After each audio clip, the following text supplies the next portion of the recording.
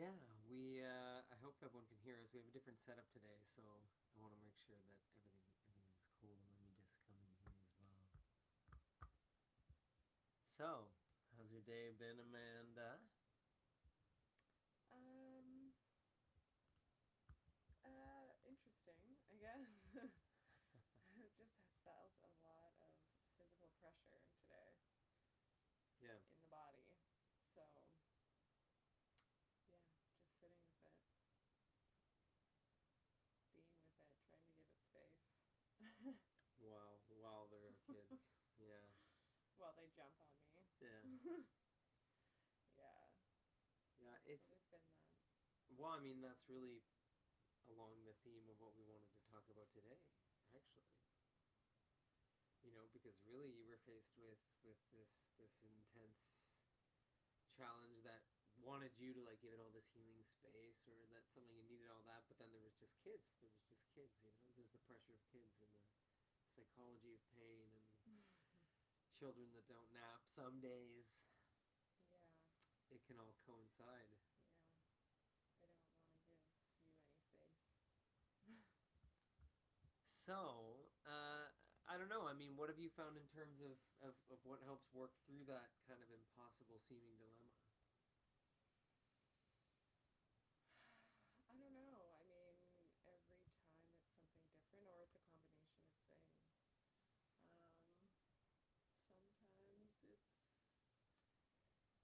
just breathing, you know.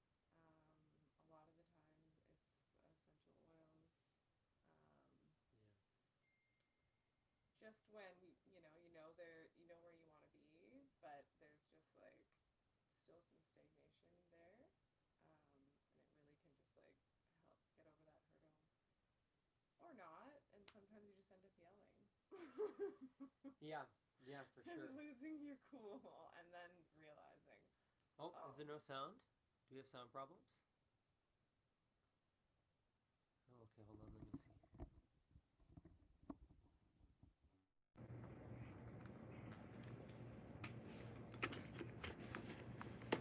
Let's see. Let me know. Let's see. oh, Let me know. Let's see. Let me know. Let's see. Let me know. better. Okay, alright. Oh, there, that fixed it. Well, we had, let me make sure this is charging then. Sorry, guys. We had a weird moment with our microphone. Wow, thank you for letting us know our sound was so strangely low. That's much better. Cool. Let's see. MD Mantis Toboggan has returned to tell us that Trudeau is a husk. Yes. What does that mean? Hey, we've been good, and yes, this is true. Yeah, absolutely. He is a husk of a human being. We're doing okay. I don't know. We wanted to share some of our insights into maintaining the strength and the harmony of the family unit through these times, just because families are under so much pressure now. With all the pressure to not go out, right? To work from home. A lot more families are homeschooling. So, in a society where a lot of families who are, let's say, in the public schooling system, well, those children are in school 8 hours a day, 5 days a week. They're away from the parents most of the week. So for that to flip Mm-hmm. on billions of families, Mm-hmm. billions of families, Yeah. all of a sudden, that's an intense amount of psychological pressure for all the different tendencies and karmas of those family members to suddenly now be in a confined space together. This is really, really intense. It's why one of the major impacts of this is mental health of children. Mm-hmm. Um, Mm-hmm. so I really feel like it's a super important topic, and of course, it's not getting the attention that it should in the mainstream media. It's mentioned sometimes, but not to the Yeah. extent that anyone would question policies. Not nearly enough. Not nearly enough, for sure. Yeah, so I think looking at it from a karmic perspective has been really helpful for me. Understanding that learning to honor each other's sort of karmic patterns as you are put in this position of spending more and more time together. Now, we were, coming into the whole lockdown scenario with a great advantage because we were already a homeschooling family. And so we were already really just learning to live with each other that for those long periods of time, right? Which is, not common for all families in the sort of normal system. So it was true that I think the transition was probably easier on us into it in certain ways because of that experience. In some ways, for sure. Yeah. Yeah, it's being stuck inside. It's true. It's being stuck indoors because our homeschooling involved lots of other people before that we've lost from our lives, and Yeah. not everyone, or it's changed drastically. Um, and then the mental health of the parents matters a lot too. Yeah. They're around you, their cells are your cells. So, they have their karma, obviously, but Well, when you live together in a physical space, there is a lot more biological entrainment. There's naturally going to be, right? So a lot more entrainment between your hearts, a lot more entrainment with like certain hormonal patterns, and then of course digestive patterns, right? Because you're all sharing like emotional states and like all these patterns start to form within the family, which is why I love that idea of the family biome, right? That the family generates its own biome, and so I think reconciling it in this way is important. Understanding that you become this ecosystem on all levels together. Family organism. You're like a superorganism. You are. Yeah. It's and I think families are meant to be very, very strong and resilient. The family unit today is, from my understanding, it's under a lot of pressure, or it's even under attack. In certain ways. But we are meant to develop very, very strong, resilient families, and to be able to deal with a great, scope of issues within the family without having to like go into the outside world to deal with it. I think the family really is a healthy family should be able to cope with quite a bit on its own within itself. Unless there's like something drastic. So, this is a calling, I think, this whole lockdown situation that has left so many families sort of cooped up together to really like strengthen the family and to become something that carries and protects through what's going on. I think it's an ideal in certain ways, but I found it very motivating myself, I have to say. Yeah, it is. I mean, it helps to look at it in a way too where you're gonna face yourself in a lot of ways, and so if you're open to looking at it like that and looking at your conditioning, that helps. I mean, it's still difficult because it's difficult to acknowledge your own conditioning. Yeah. So that's really not easy, but it's doing the work, and it really does lighten. We do it. We do the work, so it's hard, but it lightens it. So yeah, and you have to like you have to do that when you're put in this position. Like you have to find those ways to create lightness around it. Like there's no other way through it. Really, like you have to. I mean that's been sort of my experience where it's like I just have to step up. Like I really just have to step up because that's the way that it's going. But I think the intensity of it is really interesting because everyone knows, this whole idea. You were talking about this the other day of like if you really want to test where you're at spiritually in your progress of self knowledge, then you look at your family, and your relationships within family and your struggles with family, and that really like highlights what you need to work on quite often. So you think of that principle, that idea that family really, really like pushes us the most to grow. And then you like put it in a coronavirus like pandemic box and sort of shake it around. I'm gonna go turn that phone off. Yeah. Yeah, it's really because there is an added level of warfare, right? Yeah. so, when you think about that affecting, obviously we're resilient beings, but it's quite drastic for the children, Yeah. It's drastic for us. Yeah, I mean, I'll say that, Asher has been very articulate in sort of pretty consistently asking when is the coronavirus going to end? He asks quite frequently, for his own reasons, for his own ambitions and things like that. But, a lot of children are really wondering what the heck's going on, because it's really super confusing, right? And it depends, on what what sort of vibe they're given. And I think it's important to be authentic with the kids, like to not like hide, like as if you need to like shield them from the reality of what's going on. I think being pretty open about it is beneficial, but what we've really found is just not really living from any of the fear, so that they don't feel that way. That's not really the vibe we go about, dealing with this. And I've noticed when we're out in the world, they're not like out there afraid of a virus. They're not, they're weirded out maybe that everyone's kind of walking around in masks, or at least they were at first. But I'm really happy for that, and also though really concerned, because I know that a lot of parents are super afraid, and then the children are taking that on as well, and so much of that is just from propaganda. So it's like, it's kind of a bummer. Like, I think that's why I push so hard personally to try and like break up the narrative publicly, because it's causing so much harm. This false narrative is really, really scaring people. People are super frightened, and I don't know.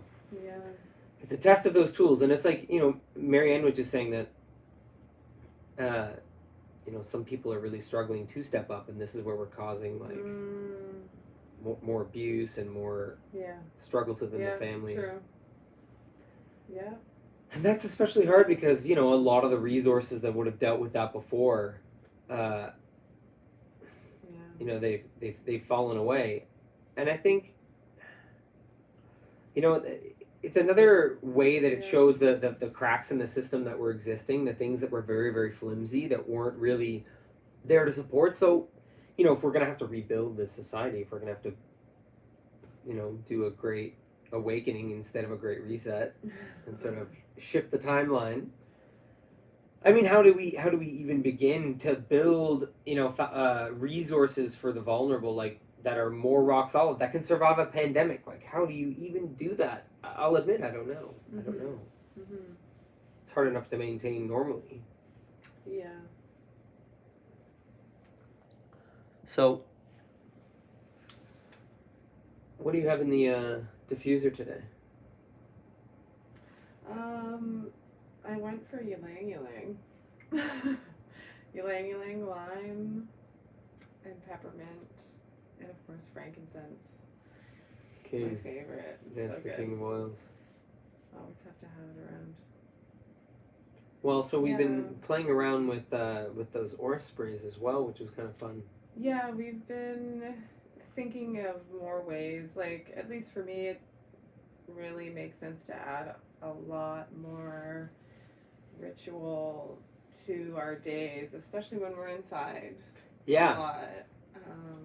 A lot of air purification rituals, for sure. Yeah, and like realizing that we're kind of walking around, slumping around with, our auras dragging. Yeah. Kind of fuzzy feeling. So yeah, we've been ending the day with just cleansing the room with a spray that's, set with intentions, and some oils to protect the kids at night, so that, as best as we can, to add to their sleep routine, to make their sleeps wholesome and clear, and in the morning starting with the spray, just to get them started. Like, it helps with transitions in the day, like adding ritual to the transition of all of our activities. Yes, absolutely. So, and I found it really, really helpful as well. Yeah. Like, I have to admit, I never really worked with my aura through like specific mists or anything like that. Like, I had never experienced that. But you've done smudging. Yeah, So absolutely. it's similar. It's very similar. That way. And actually, it's like a little bit more of an accessible ritual, especially with kids. What was the morning one that you created? Was it cedar wood or something? Yeah, there was cedarwood, tangerine, and rosemary. Ah, it was so good. That's a good one. And then with quartz, like a quartz crystal inside to amplify it. Yeah. Yeah. Yeah, it's true. Like cleansing of air is really, really important now with all the extra time being spent inside. And as winter gets colder, there's going to be a lot more of that. Yeah. So, for example, we Yeah. our air system here, there's like a filter, and we take it out and we clean it. But we also started putting essential oils on the filter so that the Yeah. air system just circulates it all throughout the house. It works really, really well. And I think we have that and an air purifier, and we'll smudge every once in a while and have Yeah. the diffusers. And I think all the different kinds of air purification are super important with the extra time inside. It's just like you have to do it. It's so important. I noticed when we weren't for a while, like taking care of things better. We didn't have the air purifier running as much, and it really it kind of creeps up on you. Yeah. And then you don't realize it's that bad until much later in. Yeah. Yeah, it's been really crucial. And the kids, you can tell, right? And that's the thing that it's a really good example for me because, people will be like, well, does the aura spray do anything for you? Yeah. And I can say it does, but when I just see how it affects the children who have no idea what's, like, I'm not telling them anything. I'm just going, okay, run through this. Run through this mist. Spray, run through. And then experimenting and watching it happen. So, yeah, it's quite helpful. Yeah. Oh yeah, Marion's asking about water purifier in the shower. I've never had that before. I would love to have something like that for sure. For sure. That would be really nice. We struggle with with our kids, like trying to get them to not drink the bath water and the shower water, right? Because they want to like put it in their mouths and spit and just like be little kids. And it's brutal. They have to be like, please don't swallow this specific water, like the water that's pouring out of the tap that you're like playing in freely. Like, it's very difficult for them to understand. Obviously, we can't really stop it a lot of the time. But yeah, bath water. Bath water is especially gross. Who didn't drink bath water? Oh yes, eucalyptus oil in the tub. Oh yeah, so good. You know what I really liked though was when we actually bought a sprig of eucalyptus. Remember that? And we hung it in the shower, and then every time we had a shower, it would heat up the eucalyptus sprig, and it would just really diffuse. It was really amazing. I had never seen a eucalyptus sprig until then. Right on. Yeah, it's very good. Cool. Yeah. I think that's one of those things too where it's really rooted in like helping the breath. I know that I've wanted to do more like oils and stuff in the shower, or even just like deeper breathing in the shower where I know the water is like cleaning the air. It's really I think we were talking about this in one of the lives already, that just more breath rituals in general, because the planet and the masking and like everything that people are being put through on an individual level is really going to support people on a collective. Yeah, a lot of breath work for sure. Yeah, I put eucalyptus in the shower this morning with lemon oil. Where did we get that sprig, and how long did it last? You know what? I think the eucalyptus we had was dried. Oh, okay. So maybe a few days, like 5 days or something, I want to say. I don't honestly remember. Yeah. But it was really nice. Yeah, it worked for quite a while. It was great. Yeah, and rubbing eucalyptus on the chest. I've been doing it with the kids, even as preventative, and just putting like a little bit on their chest, diluted, every night. Yeah. Almost every night. Yeah. Not every night, but a few times a week. Really nice. Oh yeah, melatonin. You know what we found that really helped reset sleep cycles was California poppy tea and valerian. For what? For sleep? For like getting deeper sleeps. Oh yeah. I found that really like California poppy. Yeah, it's like it was a little intense because it like I needed to sleep in the next day a little bit because it put me into such a deep sleep. But it kind of like retaught my body how to sleep, so that after that the sleeps were like proper. Better, deeper. Yeah, it was like my body, my nervous system had forgotten how to like let go that much while I was sleeping. So like the poppy and the valerian sort of just I think I had to do it like 3 or 4 nights in a row or something to get that to happen though. Right. Once you do it again, it's just hard to deal with the next day of the the session is really groggy because it puts you so deep. But over time, it works really well. That starts to go away, and then your sleep returns to you, your proper sleep, so that you need less sleep. Smart. You need less sleep because you're getting like deeper, richer sleep when you do.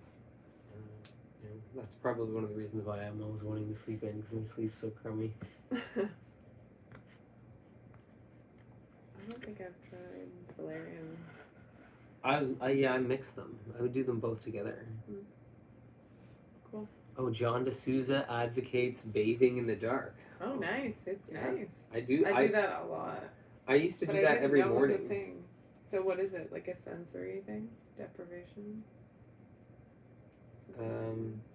Did I have strange dreams from the poppy and valerian? I don't recall anything. I have from poppy for sure. Yeah? Yeah. I was just out. Maybe it's because I took it with the valerian. It would just like put me out hard. I would literally. It was so strong for me that I'd have to make the tea, set it next to my bed, like brush my teeth, get everything ready, and then like have my tea in bed and just like read a book, and I'd just be like. Oh my gosh. Yeah, no, I used to ritualistically have a pitch black shower every morning. Wow. Oh, so good. I loved it. Nice. For me, it was like a nervous system thing where I just wanted to bring light to my eyes more slowly and see what it was like to be just more mindful and gradual with like building light into the day. Because it was a time in my life when I was working really early, so I was always up before sunrise. So there was that natural darkness outside, and I didn't feel like going into a bathroom with like blasting lights at like 4 a.m. It just felt unnatural in certain ways, so I was finding ways to like stay in the darkness for longer periods of my morning and trying to keep the light low. It was very therapeutic, really actually more mindful. I really enjoyed that ritual. But I was talking too about Montauk Chia. That came up last time, that Montauk Chia has that center where everyone lives in the dark for like 2 weeks while meditating and living a simple life in the dark, and it triggers a DMT release. Crazy. Cool. Yeah.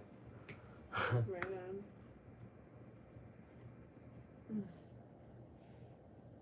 You've been waking up with lights flashing in your head.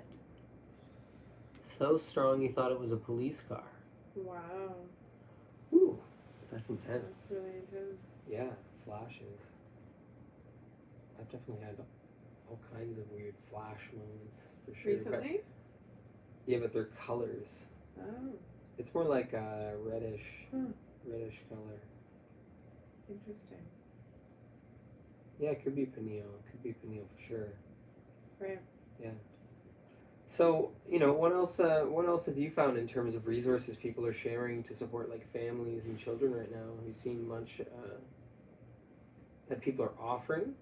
I know that they've been trying to increase the amount of like online support, like educationally and stuff. Obviously, there's a big push for that, but I don't know, more screen time is. More screen time?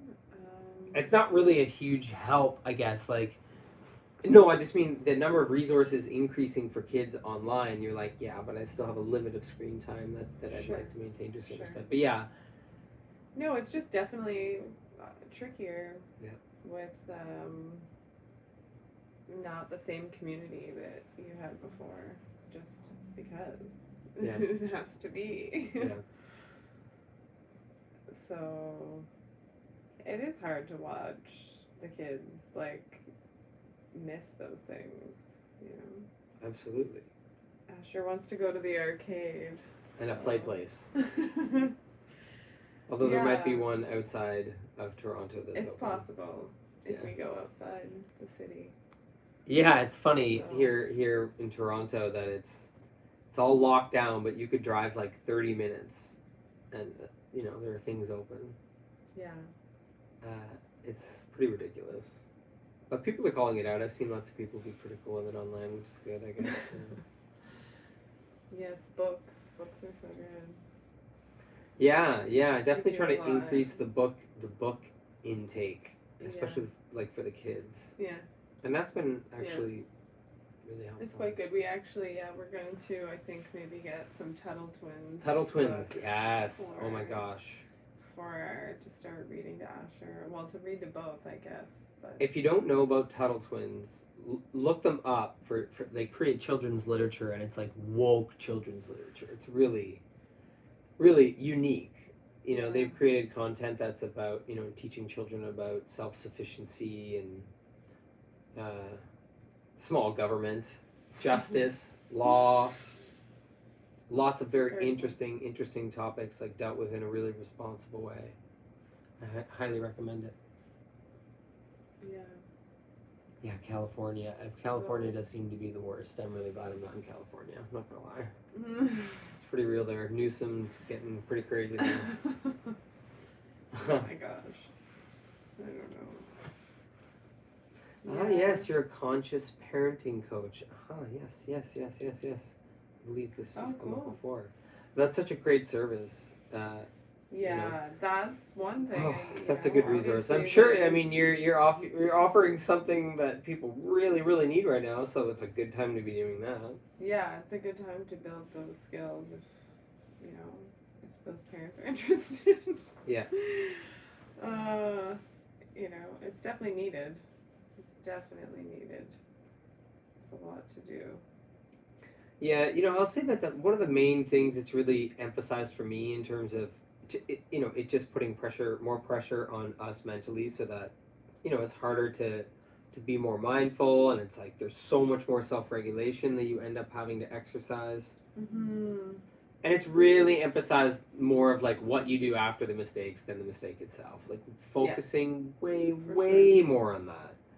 Uh, I've had to double down my focus in that way, because then it's all about modeling. Then it's all about modeling like mistakes, and that's super important. So Yeah. I found relying on that pretty heavily has been very therapeutic.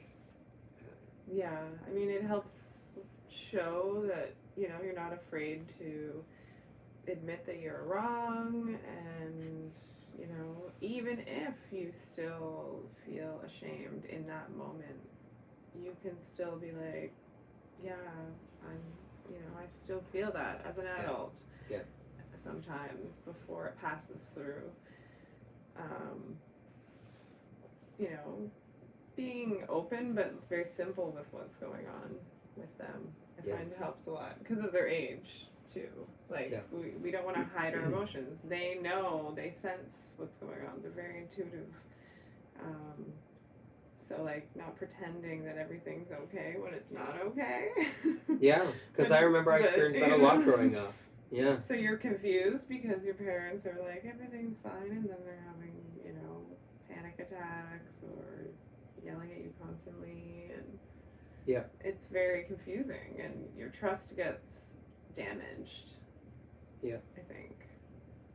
Yeah. That's what it feels like. It feels like you start to, you're destabilized because you're not sure what to expect. Yeah, exactly.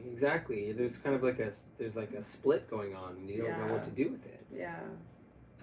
Super confusing. Like, I've definitely been that person who's done it to my own kids. That's how I know. I'm like, oh, I just, like, the way that I went about dealing with that was destabilizing for them.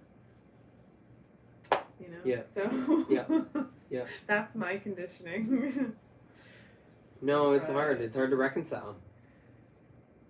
Yeah. It's hard to reconcile all of it because it's just such a drastic increase. All of it. It's like all the things that were challenging within the family space just all got amplified. But I have also found myself really relying on how resilient kids naturally are. Yes. And the way they're able to adapt, and they're not like us. Their No. minds are ours are more rigid. Like it's obviously not, but they're much more flexible. Yes, absolutely, absolutely. The conditioning's not so deep. Yeah, and I Not think quite the same. I think often too about the astrology of their generation and what they came here to do, and this is defining for them. Whether or not it's full of injustice, from that perspective isn't really the point because it's such a defining catalyst for this generation. This whole generation of kids, they're coming through this. They're going to develop a value system that's rooted in this experience. They grew up inside this whole pandemic narrative. They developed within it. This is a long time for kids. This is a really long time. So long. Like it's a crazy long time for children. So this is becoming foundational to who they are, but just purpose there, right? They're obviously their souls came here being like, okay, I'm gonna roll up during COVID and use that time for my primary developmental years. COVID. It's a pretty wild life path, but hey, I really respect it because that generation is really poised to create new structures. Yeah, and with the Jupiter conjunction, Yes. the Jupiter Saturn conjunction, and everything going on, it's quite pressurized. Yeah. Yeah. So if they're going to be dealing with helping us build new structures in this world, maybe they're here to witness the collapse of some of it when they're in this primary state, to really embody that, to understand what needs to happen and grow from it. Very interesting, like super interesting what that generation's going to do with this. Yeah. I'm really excited for them. I know. They're so great. It's just awesome. Yeah, talking to kids about their mission. Yeah. Yes, totally. Yeah. What I tend to do with Asher right now is really focus on like our mission and like what him and I are here to do together, and like what we can focus and grow on together, and what we're working on that's parallel. Yeah. He really responds to that. It's like that's kind of how we created we created the Ninja Up ritual. Yes. We do this ritual, Asher and I, where we put our hands in a prayer position and we do an inhalation like this, and then we grow a flower on the exhale and just kind of bow to each other, and it's become our Ninja So Up great. ritual. Yeah. But it's really been about like this sort of like shared warrior stance of like focusing up and like moving into a task and try to be goal oriented into whatever we're doing. And again, it's like transitions. Like you find these anchors, these ways of transitioning children that builds their strengths into whatever the next task is. It's so important. And it makes so much sense to me that autistic children, they're like so many of the autistic children I've met and worked with, their maximum stress is transitions. Yeah. And so you think if there's, heightened awareness of any kind, when we transition, there's so many things going on. Like just from like a multi-dimensional perspective, you have everyone's auras and intentions and what people have been eating and what's happened in the room and like what the walls of the room have absorbed recently, kind of like emanating. So It's a lot. of course, when a super sensitive child transitions, any of that could be factors in addition to all the other sort of physical stimuli that are going on. Yeah. Well, that's why I like the aromatherapy and the scents for transitions too, because that will become more of a response. They'll smell something, they'll help them ease in the transition, even if it's not the first time. And obviously each kid is different, but you have to trial and error. Yeah. And work with the kid, but it can be very beneficial, and the kid will start to lean on them too. And I get really excited about introducing them to those things so early on in their lives. I To get help jealous. them shift their brain and get them to help them do what they want to do. Yeah. Yes, It they have helps clear ambitions. them. They have really, a lot of the time, they So, know what they want to do. yeah, You know, a lot it of the time. really is quite powerful and empowering. I want it to not be something that is forced upon them, but something they choose because they see the inherent value in it. Yeah. Like anything, like most things, Yeah, we empowerment, try you know. to force very little on them. Obviously we have to do something.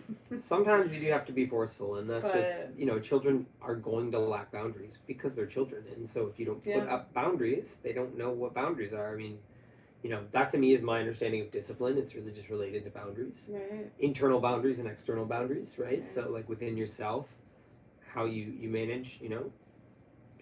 But I think the word discipline can be like a trigger for some people. I know this has come up in Worlds Within. I had, you know, someone who was really curious about our parenting style and what I had been teaching about learning about maximum freedom being one of the greatest catalysts for learning. And that doesn't just mean doing nothing and like backing off. Sometimes children are freed by the structures that you give them. Sometimes they're freed by the way you frame your support. Sometimes then that's what frees them. Mm-hmm. But I noticed that there's sometimes when people talk about like free parenting and parenting from the stance of child led learning, you know, people get concerned that there's no discipline, that child must have no discipline. Mm-hmm. You know, it's Mm-hmm. not right. It's not right. The child will never grow up properly. Like, you know, that vibe is still sort of out there. Well, because people think like there's a form of control that you're misconstruing Yeah. something else. Yes. Like you're Yes. just simply trying to control them. Yep. And maybe you're really just trying to control yourself and your own emotions. Because when the child acts in a certain way, and I can say that for myself, where it's like, my go-to is like to try to help them ease something, Yes. which can be good, but then there are times you want to just allow the release and just let it go, right? Yeah. So, it's good to check in with yourself and be like, is this a supportive thing, or is this something that I'm doing because I'm unsettled Yes. by their feelings Exactly. and their choices? Because they feel it, and Asher's very sensitive to those things. I would say more so than he senses like things that isn't even control. Yeah, any form of control, but I respect it because he's here for personal freedom. Yeah. It's so clear that his soul has like laser sights set on maximum freedom. He's so, and not that like, you know, all children are to a certain extent, but you know, some kids are just more sort of at the whims of others, and you know, no, he's here for like maximum freedom, absolute reduction in how much anyone controls anything he does, thinks, says at all. Yeah. And I really respect it because if that can be developed in a mature way, then it can be so powerful, so powerful. Yeah. You know, that kind of will towards freedom. For sure. And like the thing that we can help him learn in a safe way right now is like when he, infringes upon the freedom of another person, how he can lose some freedom, or how his choices can end up maybe instantaneously feel free to him, but in sort of the longer term or in the bigger picture, he loses something and he loses some freedom. Yeah. And so he's quite at 5. He's even seeing some of those things, and we can facilitate those situations when we're around. We can help him see things. It's not like he's having a fun time. Yeah. But he's seeing some of those things. Yeah, no, he gets it. No, it's true. It's true. And you know, they're just saying that. Yeah. You know, asking when we're bothered by a behavior, what about it is bothering us? It's true. It's such a good key question. Yeah, exactly. Such a good key question because so often it's just our desire to control, or we're just tired. Like, you know, I'll say as a parent. Yeah. You know, sometimes it's just like I don't want to do that, so I'm putting up a boundary because I just don't want to go through the motions of a certain activity or whatever it is. And so I'm Yeah. saying no because I'm at a personal boundary myself. Yeah. Or sometimes I just didn't feel like doing something, and then I'm like, wait a minute, no, that's stupid. That's just me saying I don't feel like doing it, but I'm gonna do it because because I want to do this for them. But it Yes. depends, it depends on like the mode that I'm in, or what's happening in the day, and like it's a good sort of shift to be like, okay, wait a minute, do I need to draw a boundary for myself? Am I saying no for that, or am I just stressed and I could relax and I could actually move on with it? Like there's so many different variables that could be happening. Yeah. Yeah, strong-willed does equal strength. It's true. It's true. Well, so Asher has type 1 diabetes. And so, he goes through a lot each day. He takes 4 injections every day and many, many blood checks. And, you can see how his strong will, the strength of his spirit, it's been very obvious in the way that he has dealt with this. He was diagnosed at 3 years old. And he's so incredibly, he's so crazy responsible with it. Like, he blows my mind. He blows my mind. Yeah. But also, in some ways, it's been helpful to him. Strangely, the sort of regimentation of it. He kind of thrives in that level of structure in some ways. Obviously, it's restrictive, and if some kind of advanced technology could heal this, obviously we'd be down with that. I'm sure it exists. I'm sure it exists in some sort of underground lab, some creep show government project that could heal everything. He knows out there. But too, when your child has brought a catalyst here that's a mainstay of like their life path, you can tell. You can tell. Your children's like sort of anchors in terms of their life challenges pretty quickly, pretty early on. With Asher, there was a lot that was very clear right from breastfeeding. It was like, oh, I see what this guy's working on. Okay. And that perspective can be very helpful in terms of what a deeper pattern is, because when you start to notice that, oh, this is something they might be working on for this whole life, you can really soften around it, where you're like, oh, whoa, I'm not going to help, this is not a thing I'm going to help them move past through my parenting. There's just, you can tell there's some things where you're like, no, this is a bigger thing for them. I have to respect that they're having this deeper challenge for a deeper reason, and my anxious desire to like get them out of it now might actually be an obstacle to what they're trying to do as a soul. Yeah, and it can be adding a lot of anxiety. Yes, to some. And it could come across as you not accepting them. As well. That's right, because there's something in them. Let's say there's just a part of their personality that they cannot change. And your anxiety around it is like a dismissal of just who they are and what they're doing. Yeah. So, but that's the beauty of the family, and all the karma that enmeshes, right? So it's like, it's so multifaceted. Yeah. It's like he came here with something, and what he came with is also helping us see what we also have. So it's just, when there's a struggle, we are holding the struggle sort of together.